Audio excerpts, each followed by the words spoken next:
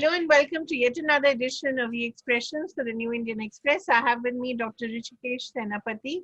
He's the director of NCRT and the man in the hot seat, really the man who's going to implement the national education policy. All eyes are on him. All guns are also trained on him because the curriculum is perhaps the most political aspect of the new education policy and the one that is yet to be framed. And of course, I have with me Mr. Prabhu Chawla, who's editorial director of the New Indian Express. Dr. Senapati, may I start right away and ask really about when the national education policy talks about the reduction in syllabus to retain core essentials, and it talks about knowledge on ancient India plus contributions plus its contributions to modern India. Really, what does it mean? What do these things mean? Who decides what the core essentials are, and who decides what are these contributions to ancient India? This is perhaps the most political aspect of the syllabus, as you know. Actually, now we are in 21st century. Yeah. Ultimately, we want our children to develop the 21st century learning skills. And when we say 21st century learning skills, it is the problem solving ability, creativity, communication skills, so that they can be good citizen of this country, they can be good human being. And this is the need of hour. And earlier what we were doing, our focus was more on content, so that content was highlighted again and again, and we are putting a lot of emphasis on content mastery. Now our focus has been shifted from content mastery to competency mastery. And when you say competency mastery, in competency includes all these 21st century learning skills. And keeping in view that NCRT has defined learning outcome, and learning outcome has been defined from class 1 to class 10. And now we are working on class 11 and 12. And this policy has highlighted on the development of competency. Since our focus will be on competency, ultimately content load will be less, and there will be more exposure to our children. Children will get more experience. That is why in policy you'll find a lot of emphasis on experiential learning. Yes. Children will experience, they will be engaged, they will collaborate, they will share their experiences with others, and ultimately they will construct their knowledge. So that is the main focus. And when we're talking of the competency, that competency will be decided keeping in view the 21st century learning skills, because that is the main thing. And also when we are talking about the competencies, we are taking into our constitution, our constitutional values, because these core elements will be there. And along with the core elements, what is required to become a good human being, what is required to become a good citizen, and what is required to help the individual to be self-sufficient. All these things will be highlighted so that one can stand on his own feet and one can develop the skills, life skills, competencies, and ultimately he or she can be a good citizen of this country. That is the main focus. That is why focus is on experiential learning. And you see, a lot of suggestions have been given that that should be art integrated learning, that should be sports integrated learning, ICT integrated learning, so that learning will be enjoyable. Our students will enjoy learning. They will be very creative. When they will be engaged, they will get opportunity to explore. When they will explore, ultimately it will help them to develop their innate potentialities. And that is that we want, because now we are putting a lot of emphasis on logical and mathematical knowledge. That is mostly related to cognitive domain.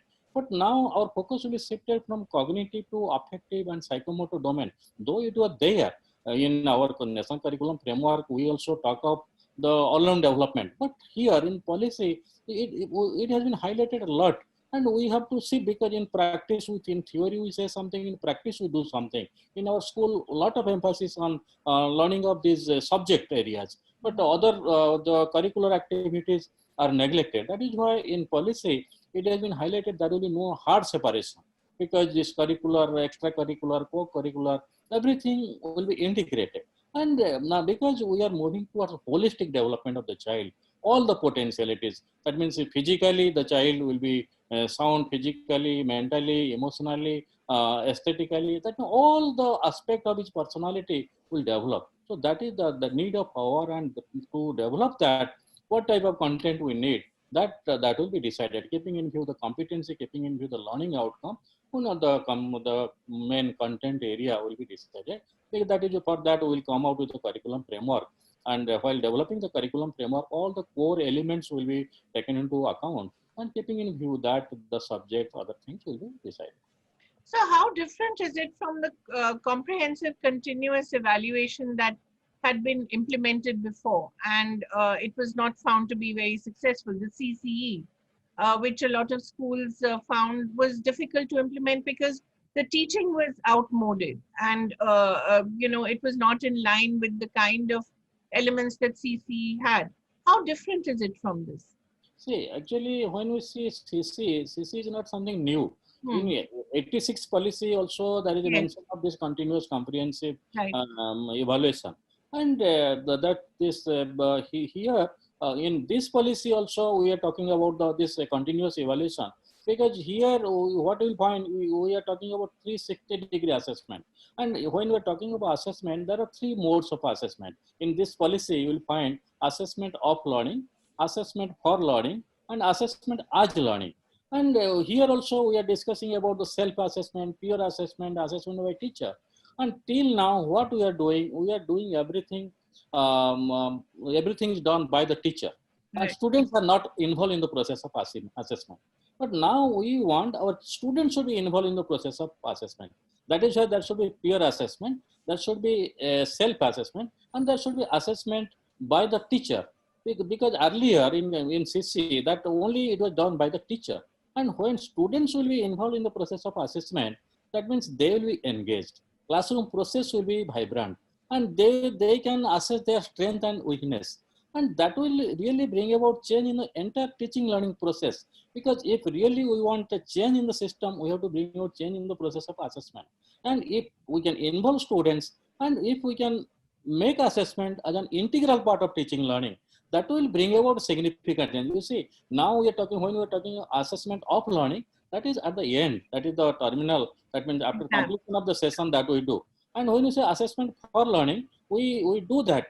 We do just to give feedback to our students. But when you say assessment as learning, assessment is an integral part of learning. It is not separate from teaching learning. Continuously, our children will be assessed. They will not know they are being assessed, but they will be observed by their teachers, and their activities will be observed. Accordingly, they will get some support from the teacher, from the peers, so that will really help them to develop all their innate potentiality. They will feel very comfortable, because normally children are free with their peers. And that is why that peer assessment, the self-assessment, teacher assessment will bring about a significant change. In CC, earlier CC, it was everything was done by the teacher. Now we're talking of the rubrics. Because when we develop the rubric, the criteria for assessment, the students will be involved. They will decide what are the criteria, how they are going to assess. They will know. Accordingly, they will prepare. So it will bring out a significant change in entire teaching learning process. So, but that would require a complete overhaul of the way teachers think as well. Is that part of the new curriculum as well? Yes, that actually, when we are talking of all these, because in this structure, 5 plus 3 plus 3 plus 4 structure, if Right. we see the structure, it is not actually a physical change. It is mostly a curricular and pedagogical change. We need a curricular and pedagogical reform in our school system, education system, so that we can bring about change in the entire system, and we can improve the quality. That is what we want. So when we're talking of this five means 3 years preschool education plus 2 years the class 1 and 2, it will be one stage. And for this we need teacher. And also similarly, when we are going to the second stage, the preparatory stage, then the middle stage, we are going to, from middle stage, we are going to start the vocational education. And vocational education is going to be introduced from class 6 onwards. For that also we need teacher. And when we are going to class, that is the last stage, that 4, secondary stage, there so many subjects are going to be introduced, and that boundary will not be there. We are talking of this multidisciplinary approach. So for that we have to prepare teacher. Because the teacher is going to play a very significant role at all the stages, because there is a change in pedagogy, and there is change in a curriculum, that curricular change. So definitely we have to prepare teacher accordingly. But that's what I meant, sir. So far, the teachers have let us down. They have proved to be the weakest link in the system. But now in policy, lot of emphasis has been given to improve the standard of teacher, and also because their service condition and their professional training, their 50 hours of training every year they have to undergo, and there is a mention of professional standard, because you say for school education we have defined learning outcome, but for teacher education we have not done anything. You have But not done anything. No. Let me, Kaveri, get into it now, Yes. because there is a new policy going to be implemented from when? Next year? See, policy is going to be implemented. That already once the policy is there, now we have started the work, and we are whatever we are doing for the implementation of the policy, and we have started the groundwork for national curriculum framework. And when preparing the groundwork, ultimately when everything will be ready, that curriculum framework will be ready and our textbook will be ready, then ultimately it will be implemented in the classroom. When? What is the time frame? So if you ask NCERT time frame, that will take around 1 year to complete this national curriculum framework. Curriculum from up to 5+3+3. That is your mandate. There is a process, because we call it curriculum, national curriculum framework. And you see, this is the 5th.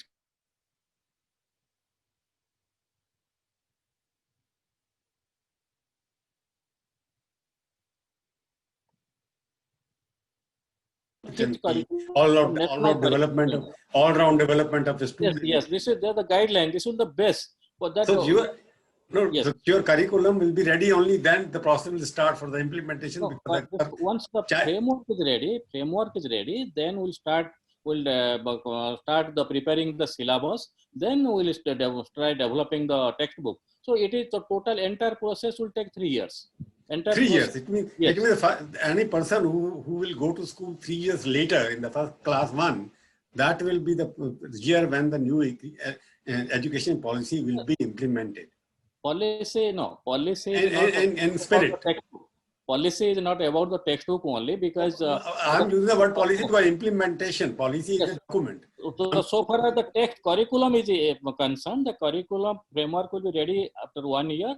Then the syllabus, the textbook will be ready. That means we will prepare in 2 phases. That means at a time, because for all the classes within 1 year, we cannot prepare all the textbook. It takes 2 years. Preparation of textbook will take 2 years. So first we will prepare the order. So we do like the class 1, 3, 5 like this. Then the second year we will prepare 2, 3, 2, 4, 6 like this. So it will. If I'm right, I want, because it's generally for our readers, I want to be very clear that any child who will go to school in 2024, 23-24, definitely 23-24, he will go with the new curriculum as per policy framework.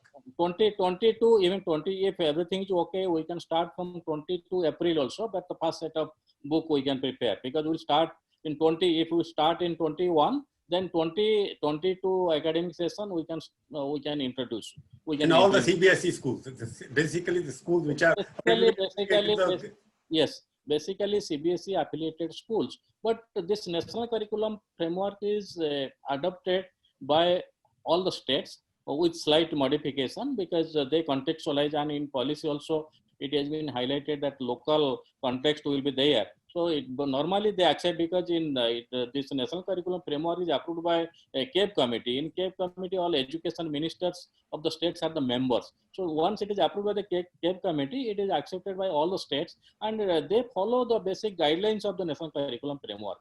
And now problem which will arise perhaps now, because you have made the 3-language formula the basic spirit of this new policy, which means Sanskrit is almost looks like a second language for every state, because they have to opt for the local language and the Sanskrit or English or any other 3 language. So it means you will have a curriculum in which Sanskrit will be made almost compulsory in all the schools. No, not necessarily. Not necessarily. To 3-language formula, there is a lot of flexibility. There is no binding. States are free to select their own language, at least 2 Indian language, and nowhere it is mentioned that Sanskrit is compulsory. In Tamil Nadu, people will select Tamil and plus what? People can select, they can select Tamil, they can select English. Tamil will be their state language anyway. Tamil is their mother tongue. They can select any Indian language, second language, any Indian language. It may be Telugu, it may be Malayalam. They can do anything. It may be Hindi. So Hindi is not compulsory in any way. It is not compulsory. It is not compulsory. Three language. It is not compulsory. But what happens in a state like UP? What language they will have to select other than Hindi? Other than Hindi, they can select Sanskrit, they may select Telugu, they may select any language of their choice. It is up to the state. It is not, there is no binding that state will follow this. So three language, and out of three, two Indian language and one foreign language, they can select. It means NCERT now will have like syllabus or a curriculum in not all the national languages. They must be having earlier also. So normally, we prepare languages, class one. We develop textbook in Hindi, in English, and in Urdu. We use three languages. And when states adopt our textbook, they get it translated into their regional languages. So whatever you do at the curriculum here in Hindi or Urdu or English, they will have to translate that into their native language plus what second language also. What happened to that? Who will do Sanskrit? Who will do Telugu? Who will do it to what? It is up to the state. It is up to the state.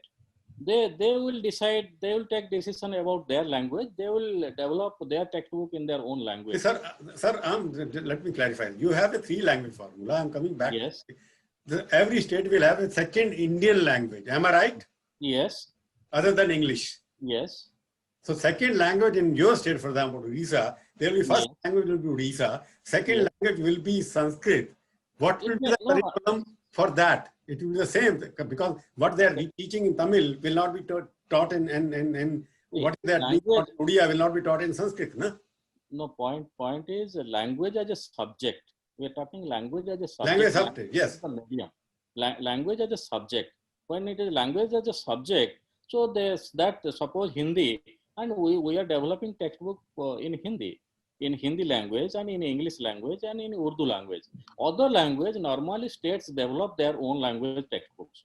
So we have nothing to do. It is but basic guideline. Basic guideline will be developed here, and what will be the nature of the textbook and what will the approach of the textbook. Everything will be decided through our national curriculum framework. And the other second question will follow, which Kaveri also asked you in the beginning. I'm taking forward.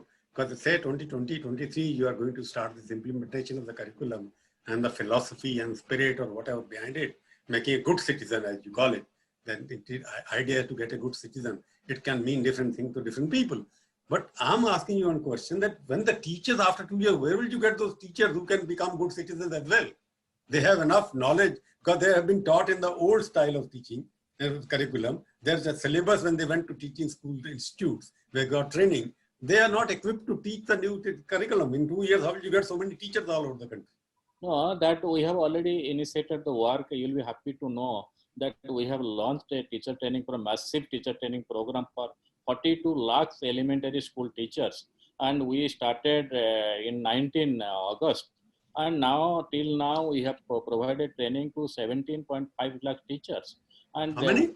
17.5 lakhs teachers. Oh, you have already trained them? Yes, already trained them because keeping in view the pedagogy, the new pedagogy, what we are going to introduce. And we have already started the work in that is training program known as NISTA, you might be knowing. Out of 36, we have launched this program in 34 states. And we have provided training to key resource persons, 23,000 key resource persons. And here we have addressed all these issues because mostly it is a question of pedagogy. Because if there is no change in pedagogy, there is no change in our approach. If we go on delivering lecture, then nothing will happen.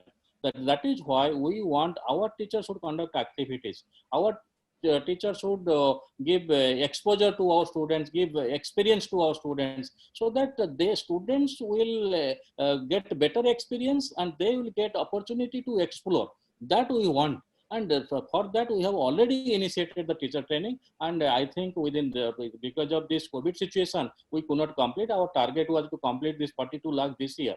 But it will be completed because now that is why we have started the online program. In Andhra Pradesh, we have launched the online program. And tomorrow we are going to launch the online program for all the states. and through online mode, they can also learn all this, but it will be both. But earlier it was only face-to-face mode, and it was mostly activity based. That what I highlighted earlier, that art getting integrated learning, that is the most thing, because we want our children should enjoy learning. Our art culture also should be highlighted. So that is we have prepared one module on that. Even we want our children should be healthy. Mental health, that is also going to affect. So for that also we have introduced one module, and we want that there should be development of socio-personal quality. And for the socio development of social personal quality, we have also introduced one module. So we have taken into account all the aspects of the human personality, so that our teachers should know about this, and accordingly they can prepare the students, and they can get opportunity. Students will get opportunity to develop all their innate potentiality that we have already initiated. Actually, when we are talking of the policy implementation, it is only the textbook. Other things we have already started, because now teacher training, everything, it will continue, because textbook development takes time, and suddenly we don't want to develop, because with thorough preparation we will develop textbook. And we also want to make a thorough review of the textbook, because this will go to all the children, and that should not be any mistake. So that is why it takes time. That's a good point you have raised, Professor. Textbooks, you have to go through all the textbooks in a particular way.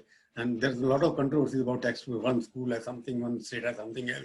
I don't know what cultural review will do. Will you do the cultural review or the content review? In fact, Dr. Senapati, may I ask an additional question related to what Mr. Chawla is asking? You know, when you talk about, when the policy talks about knowledge of ancient India and contributions to modern India, that's a very contentious area, as you know, because some of it could also border on pseudoscience, and we've had such situations before. So how are you going to distinguish pseudoscience from India's actual contributions to science and technology in ancient times?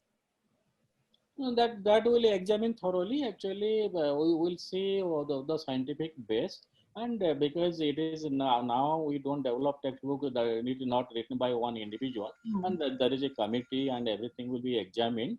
And when we'll examine, definitely we'll take care of this. And if we have some scientific base, definitely we'll include it, because our culture is more important, and our children should know about our culture. They should understand the root. That is why in policy it has been highlighted that we should give local flavor should be there in our Yes. textbook. That is most important. Our children should know the local history. Our children should know the local geography. Our children should know their own culture, their own language. And we're talking of the multilingualism.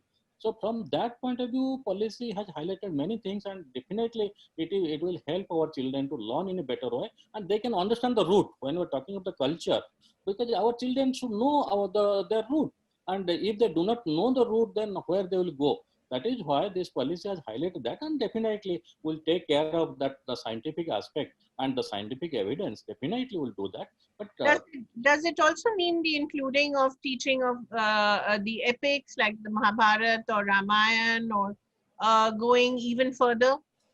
see, there is a process. And when we say there is a process, after this policy will come out with the national curriculum framework.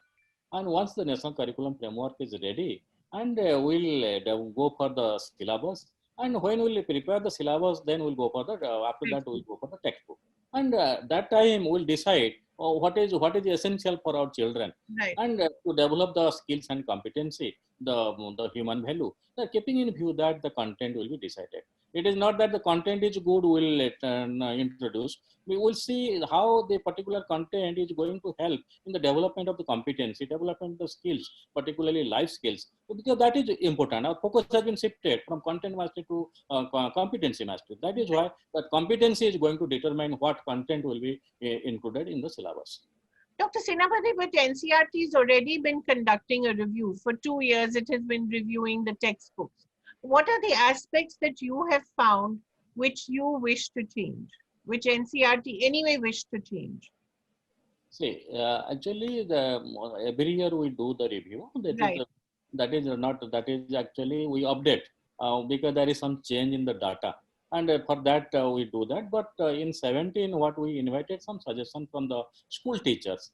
What is their view about the textbook? So keeping in view that, their view, and we made a thorough review, and we updated our textbooks, and also we have added something, that is what was essential during that time. The government initiative. It may be Beti Bachao, Swachhata Abhiyan. So all these things were added it to our textbook. Then the second review we did in next year, that was on particularly to rationalize the curriculum. The what we are talking now, the content load. We thought there was a suggestion that there is a content load. You invite suggestion. So we invited suggestion. We received 27,000 suggestion. 23,000 suggestion from 27,000 stakeholders, but suggestion was around 1 lakh. Around 1 lakh suggestion from 27,000 stakeholders. And there we analyze the suggestion. Then after that analysis, we rationalize our textbooks. But most of the suggestion, but particularly for science and mathematics, there was no much suggestion, but that is okay. The suggestion was to reduce the load of the social science. And we did that, but that was very minimum. But now we have noted down the suggestion, what we invited, and we'll take care of while developing the new textbook. Because these suggestions were mostly general suggestions, because the holistic development, and focus should be on physical education, focus should be on value education. All the general suggestion was then generic in nature, and that we have noted down, and we'll take care of when we'll develop the new textbooks. Dr. Senapati, the other burning topic, so to speak, is really the class 10 and class 12 syllabus now. The students who will take the board exams next year. How are you going to review their syllabus for the exams? Will they be truncated? Will they remain the same? Parents and students are naturally anxious because schools haven't reopened and learning is online. So what are your views on that? Have you come to any conclusion on that? No, you'll be happy to know that the NCERT has come out with the alternative academic calendar. Right. When lockdown period started in March, in April, we started the work on this alternative academic calendar, and we have come out with the alternative academic calendar for all the stages, for primary, upper primary, secondary, and also senior secondary. And what we have done, we have taken into account the learning outcome. Keeping in view the learning outcome, what our children are expected to learn, we have given reference to different sources, including the textbook. It may be the textbook of NCERT, it may be the textbook of the state board, and we have given the reference to different web links, because in NCERT also we have many web portals like ePathshala, NROER, and we have Diksha, and other portals, and we have given reference to those portals where materials are plentifully available, and that reference to particular, keeping in view that particular learning outcome. Then we have suggested some activities for our children, so that the children with the help of parents, they can conduct these activities inside the home. Because of the lockdown, our children are at home. That is why we have developed guidelines for the teachers. Teacher can contact the parents through their mobile, or it may be those who are having a smartphone or internet facility, they can be contacted through different modes. And those who are not having smartphone, simple mobile, teacher can talk to them. So just the teacher can guide the parents what type of activity they can conduct inside the home using available resources, so that there will be a very conducive learning environment inside the home, and the parents and children will sit together, share their experiences. It may be storytelling, it may be drawing, it may be some indoor game, so that they can learn. That we have done up to class 12. And in higher stage, children are more mature. They conduct mostly self-study still. So we have also developed guidelines for the parents,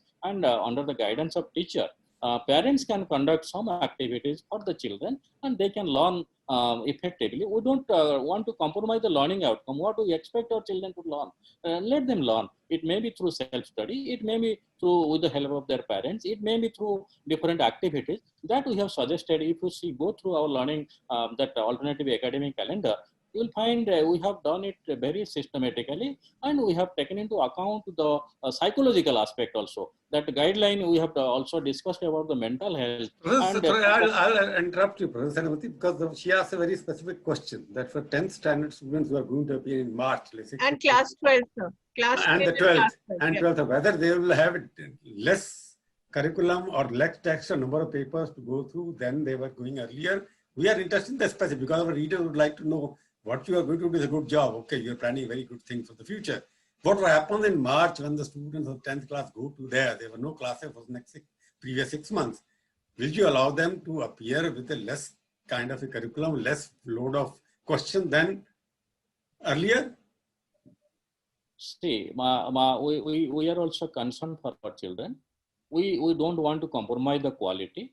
What I highlighted from NCERT point of view, that we have taken into account all the learning outcomes. And in CBSE schools, CBSE has also given direction to all the CBSE schools that they should follow this alternative academic calendar where we have mentioned all the learning outcomes, so that they will not compromise the quality, because learning is not limited to examination only. Because sir, I'm not still getting, because I'm not, because as a journalist, I want very specific question. They will have the same syllabus on which they will be tested in March 2021, or they will have a reduced syllabus on which they will be tested. They were taught. You're talking about everything which are good, sounds very interesting. Because NCERT, because there are poor people, poor students sitting in villages or small towns where they don't access to smartphones or anything else. Very tough. They don't have anything access to portals which you are talking about. In my house, there's domestic service people who can help. They don't have smartphones. They don't contact. And their sons and daughters are studying.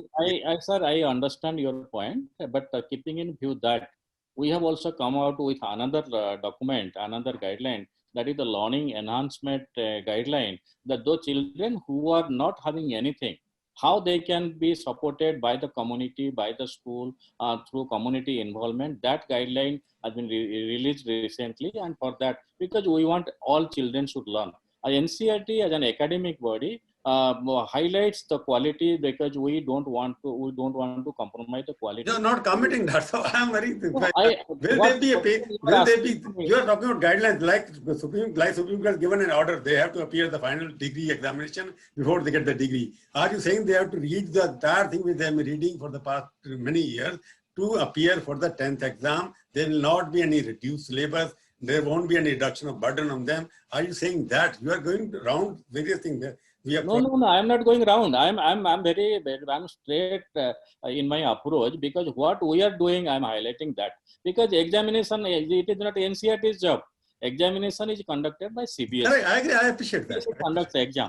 NCERT job is to develop curriculum. NCERT's job is to develop the learning outcome, and we want every child should attend this learning outcome, because that is our main focus. That is why we have developed this alternative academic calendar, that the quality should not be compromised, because our focus should be on quality only, because we want skills and competency, not how much mark the child has scored in exam. That is not important for us. What skills and what competency child has acquired. I got you now. I think I got it now. You were not getting it right. You are saying your job is to give some kind of an alternative option.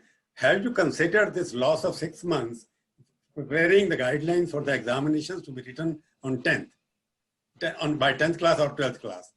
So that is not our job. That is not the job of NCERT. It is the job of the board. In country, different examination boards are there. They will decide how they will conduct an exam. But our job is to provide curriculum. That is why we have come out with a model, so that there will be no loss. And children will be engaged at the home with the help of parents. They can learn, where parents are not in a position to provide support. Community will provide support. Now we have requested all the state government, they are also taken, because in most of the states have adopted our alternative academic calendar, and they are using it. And with the help of community, with the help of volunteers, they are implementing this, because our concern is our children should learn. That is our most important focus. That is why we are doing this. So you've already had 2 extensive revisions of textbooks since 2014. Do you feel that you need yet another revision, or is it? That was yes, madam, you are right. That actually that was just we did that just to update our textbooks, just some suggestion to rationalize our textbook, and there was no thorough, that there is no change in the textbook. Now this time what we are doing, once the curriculum framework is ready, with this curriculum framework, we will develop new textbook, keeping in view the learning objectives. We are talking of experiential learning. We are talking of 360-degree assessment, how it can be implemented and what type of textbook we need for this to bring about change in the entire process, what type of textbook we need. So that we will try to develop.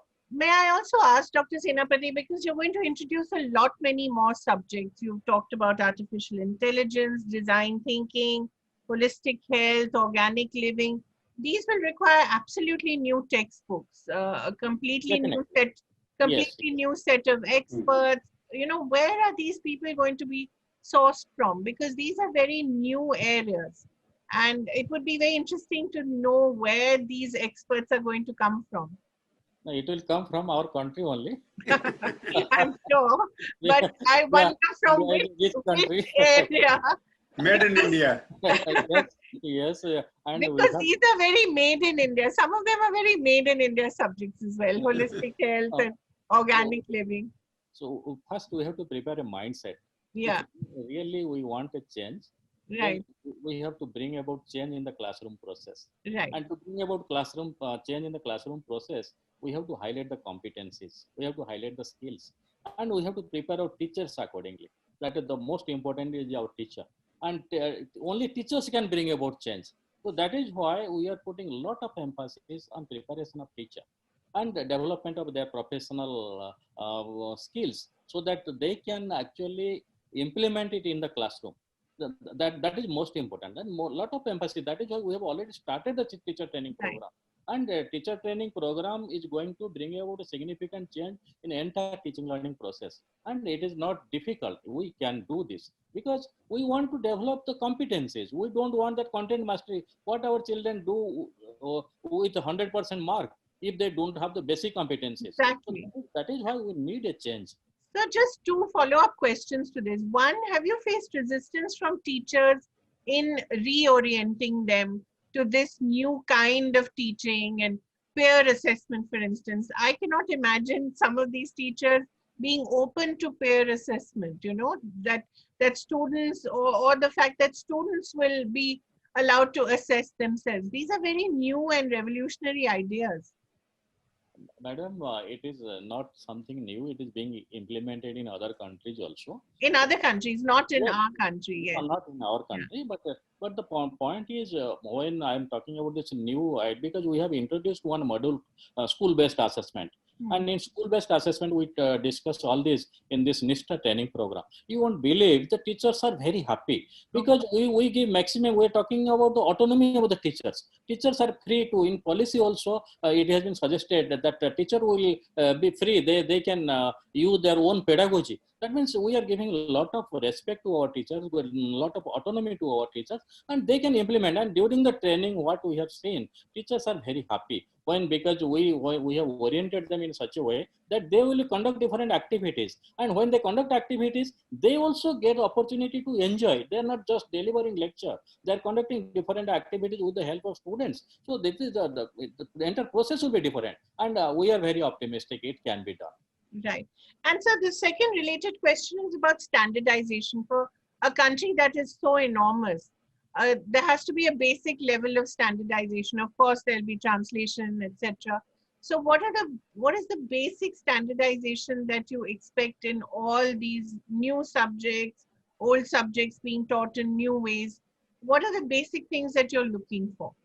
No, for this basic standardization, we are developing this national curriculum framework.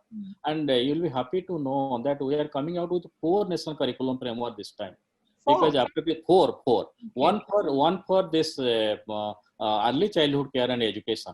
Because maximum brain development takes place during this early stage. And this foundation stage has been highlighted, and we are going to have a new curriculum framework for this foundation stage. Then the second curriculum framework on school education. That is that normally we do. We are familiar with this. Then the third curriculum framework is on teacher education. That is also there, that is developed by NCT, and the NCT will develop in consultation with the NCERT. And the fourth curriculum framework we are going to develop on adult education. That is also equally important, and that what type of skills they should acquire and how we can make them literate and what should be our approach. That for that also we are going to develop on curriculum framework. So this curriculum framework will be the guideline, because this is something common. The basic guidelines will be there, and so that can be implemented by all the states. Then keeping in view the basic guideline, they can also introduce something new, keeping in view the local context, because we are talking of contextualization, because local things should be highlighted. So basic things will be there through national curriculum framework. The local thing can be integrated at the local level, state level, regional level, and so that we can take care of the whole country, and the diversity, variation, multilingualism, everything can be taken care of. What kind of syllabus will you have for vocational education? Vocational, let's see, now as per the policy, vocational education is going to be integrated from class 6. From class 6 onwards, yeah. Class 6 onwards. And there will be no separate stream like vocational education. Vocational stream, vocational education, and this general education, everything will be integrated. So it will be an integral part of this school education, and this curriculum framework, what we are going to develop for the school education, will take care of that. So in the same class, you'll have students who will do vocational education and students who will follow the other syllabus? Yes. Because we are talking of multidisciplinary approach. Because normally what happens, we look down vocational education. Yeah. Students who are not doing well, they will go for vocational. That is wrong. Because in other countries, if you see South Korea, and vocational education is highly respected. That means in early stage also they are facing some problem. Now we have to put a lot of emphasis to vocational education, and it should be an integral part of general education, mainstream education, so that people will give importance to it, and our children can acquire skills from the beginning, so that when they will go to higher education, they can have their choice, and as per their choice, their interest, they can choose the subject. What subjects are you going to have in vocational education, sir? Vocational education. Have you decided them? Already, because some job roles, Ministry of Skill Development has also already decided some job roles. It is 100 job roles, and we are developing textbook for that. And now after this policy, after this curriculum framework, if some changes are required, then definitely we'll bring the changes, but we'll make it more local centric, keeping in view the local needs, requirements. And we can come out with something new. Otherwise, job roles have been defined, and keeping in view these job roles, we'll do that, and it will be integrated with the mainstream, so that vocational education will get its due weightage. Right. So because sorry. Go ahead. I think you are rightly asking questions. Job roles have been defined, but I just want to know, in class 6 when it starts vocational education, what kind of vocations? I have not read the skill development website which defines them. Can you give us some 5-6 example? A student who is already 11-year-old or 10 years old, 12 years old, what kind of vocational undertaking should take, and what kind of, he can't be employed before he's 18. So he has to go further in 9th class and 6th class, 9th class, 10th class, 11th class. Can you tell us what kind of vocational training is given at the age of when he is in 6th class? Coming to that, because currently our vocational education starts from class 9, 10, 11, 12. And we give weighted that 100 hours is given for this vocational education. 1,000. But now we are going to start from class 6. This is a pre-vocational orientation. At least they will come out with one skills. They suppose carpentry, because they are in rural area, they can learn about this. Yeah. It may be about agriculture. It may be some in tourist place about maybe tourism. So that means what is relevant to their local, that it is something local specific. They will be exposed to different skills that it will promote the dignity of labor, because that is most important in our society. I mean to say carpentry, plumbing, electrical. Yes. That kind of things will be there. What is available in a local area, so that they can go for internship, they can observe, that means one type of attitude will develop toward positive attitude will develop towards vocational. When they will go for higher education, higher stage, they can select the vocation of their choice, and there will be no distinction. This is vocational, this is something inferior, and this is academic, this is something superior. The distinction will not be there. So he picks up carpentry that he can do at the age of 10. He started carpentry at home from 6, 7, 8, 11. He will do the domestic stuff. This is one attitude change. That is a change of mindset. Actually. Correct. I get your point. Long term. What I'm saying, class in the beginning, that they're 5 plus 3 plus 3. That is what you said. Yes. That means the school education is up to 11 now after this policy. No. It is 5. 5 plus 3 plus 3. What did you mean by that? Earlier it was 10 plus 2. It was 12. Yeah, earlier it was 5 plus 3 plus 2 plus 2. Yes, but here you will find only 3 years preschool has been added. 3-year preschool has been added in the beginning. So class 5 1 plus 3 plus 3. What is I don't know. Means up to class 2. Now suppose now you take 3 years preschool. Now class 1 and 2. This is one stage foundational. Then 3, 4, 5. This is the preparatory stage. Then 6, 7, 8. This is the middle stage. Then 9, 10, 11, 12. This is the secondary stage. Correct. So that is the integration. So there's one concern that some people in some states especially have raised, that this may lead to increased dropout rates, because after class 5, if a student is found to be academically inferior or academically not up to the mark, there may be pressure on the student or on the parents to withdraw the child and put him in vocational education, which the parent may not want and which the child may not want. Is there a sense of some kind of dropout happening, the enrollment rate actually falling?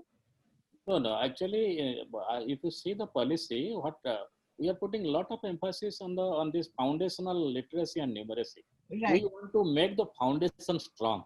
Right. Once the foundation is strong, and there will be no dropout, and there will be tracking in policy also. There is provision that there will be tracking of what they are learning, how they are learning. Because how they are learning, that is more important. And there will be no dropout, because that is why we are putting a lot of emphasis on this foundation stage. Because once foundation is strong, children will feel confident, because they have the basic literacy and numeracy skills, and they can go to the next stage easily, and they will not face any problem at higher stage, and there will be no dropout. That is our basic right. So this will require a tremendous amount of tracking by schools, by governments, by teachers. Is the system prepared for this amount of detailed tracking and sort of watching over every student? Actually, there is a lot of focus on community involvement, because it is not that only government can bring about change. Yeah. We have to involve our community. Our community members should play a very significant role, and school community relationship has to be strengthened. And we can invite other volunteers, other experts, because when we are going to introduce so many subjects at higher secondary stage, that we can invite experts from the local area who are good in arts, who are good in sports, who are good in music. We can invite them, and that is why there is the concept of school complex. So school complex will be there. There will be sharing, so that we can take care of this, and a lot of focus on counseling also, because they can know their aptitude, so that we can assess their aptitude and what they can do. So keeping in view their aptitude, we can also give them the choice, and they can do that. So just one point though, when the RTE was introduced and the school monitoring committees were introduced, the whole idea of community participation actually came about there. That experience was not, unfortunately, very good. Not all schools, especially all government schools, were able to create vibrant school monitoring committees. Has there any lesson from that for NCERT? No, actually, it is a question of implementation. If you can implement it properly, then everything will be possible. The policy is good. If you will not implement, then what is the meaning of this policy?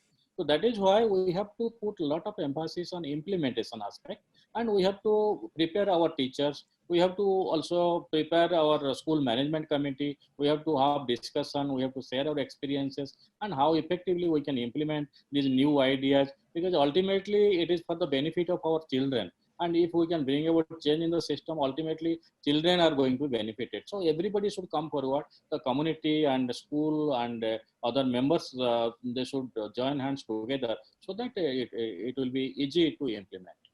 Mr. Chawla, any last question? You can ask. I just want to ask general question because it's a good policy, and I want to say that what is the exact purpose of NEP? You tell me, to make it a good citizen who's a nationalist, patriotic. No, in policy, it has been highlighted clearly that the global citizenship, we are moving towards global citizenship. It is, we will understand our culture, our tradition, our root, and along with that also what is happening internationally, and ultimately it should lead to development of global citizenship. And we are Need to say this new education policy is meant to make Indians global citizens rather than Indians. No. That is not